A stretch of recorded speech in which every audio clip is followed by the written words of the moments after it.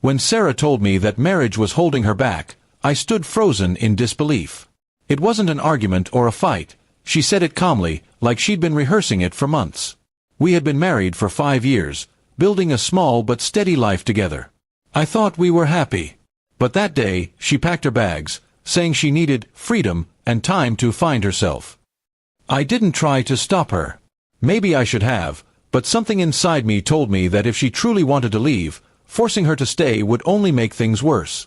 The first few months after she left were brutal. The silence in our apartment was deafening. I kept checking my phone, hoping she would text, but all I ever saw were social media posts of her traveling, smiling, and living what she called her real life. It hurt, but I started to realize something. Her freedom didn't have to mean my misery.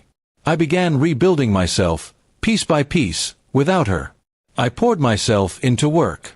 I took on projects that I used to avoid and even earned a promotion. My friends encouraged me to get out more, so I joined a hiking group.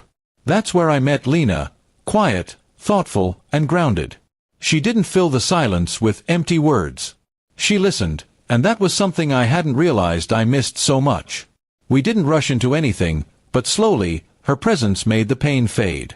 Months turned into a year. By then, I had stopped checking Sarah's posts. I had a new circle of friends, a new rhythm to my life. I wasn't the same man who had watched his wife walk out the door. I was stronger, calmer, and more focused on what truly mattered: peace. One Sunday afternoon, while I was helping Lena set up a small garden in my backyard, I received a message from a familiar number. It was Sarah. The text read, "Hey, I've been thinking about you. Can we meet?" My heart didn't race like I thought it would. I simply stared at the message for a moment, then placed my phone down and continued planting. Later that night, curiosity got the better of me. I replied politely, asking what she wanted to talk about. She said she was back in town, that her journey of self-discovery hadn't gone as planned, and that she missed me. I felt a pang of something, not love, but sadness for what could have been. Still, I agreed to meet her the next day at a nearby cafe. When I arrived, she looked almost the same, except for the faint lines of regret in her eyes. She smiled nervously, as if unsure of what to say. "You look different," she said finally. I nodded. "So do you." There was a long pause before she confessed. "I made a mistake leaving you. I thought freedom meant being alone, but it just made me realize what I lost." Her words might have once melted me, but now they only echoed hollowly. I told her I was glad she found clarity, but that my life had changed too. "There's someone in my life now," I said gently. Her face fell, the smile fading into disbelief. "You moved on," she whispered, like the idea was impossible. I nodded. "It took time, but yes. I learned to be happy again." She blinked back tears, trying to hide her trembling hands. "I thought you'd wait for me," she murmured. "I thought you'd understand I just needed time." I sighed. I did wait, for months.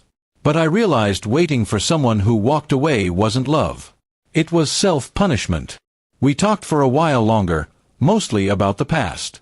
She told me about the people she met, the failed plans, and how nothing felt right. I listened, but I didn't feel anger or sympathy, just closure. When we stood up to leave, she asked, "Would you ever consider trying again?" I looked at her, remembering the man I was when she left, broken, uncertain, desperate for her approval. That man no longer existed. "No," I said quietly. "You left because you thought I held you back. Maybe I did then, but I've grown since. And now, I think going back would only hold me back." She nodded slowly, tears filling her eyes. "I understand," she whispered.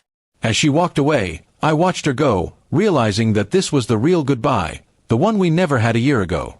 It wasn't bitter or dramatic, it was peaceful, like two pages turning in different directions. That evening, I returned home to find Lena still in the garden, hands covered in soil, humming softly. She smiled when she saw me. "Everything okay?" she asked. I smiled back, feeling a deep sense of calm. "Yeah," I said. "Everything's exactly how it should be." Sarah's chapter in my life had closed for good. And though it had taken a year of pain, reflection, and growth, I finally understood something. Sometimes love isn't about holding on, It's about letting go so you can find who you're truly meant to be. From that day on, I stopped looking back. The past had already taught me everything I needed to know, and my future, the one I'd built on my own terms, finally felt like home.